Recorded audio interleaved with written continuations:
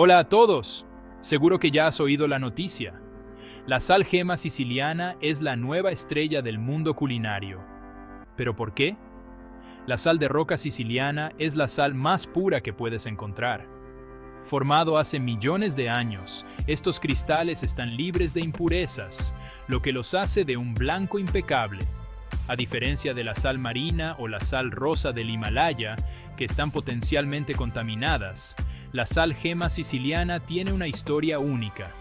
Proviene de antiguos y prístinos mares salados, atrapados en rocas compactas e impermeables. Esta conservación natural lo mantiene intacto en el tiempo. Sicilia cuenta con varias minas activas. Lugares como Bosco Stincone y Petralia son famosos por sus cristales de alta calidad. Imagínese cocinar con una sal que es literalmente una joya de la historia.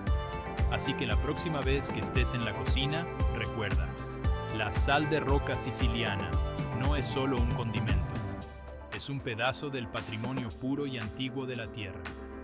Perfecto para llevar tus platos gourmet al siguiente nivel. Gracias por ver el vídeo. Buen provecho a todos.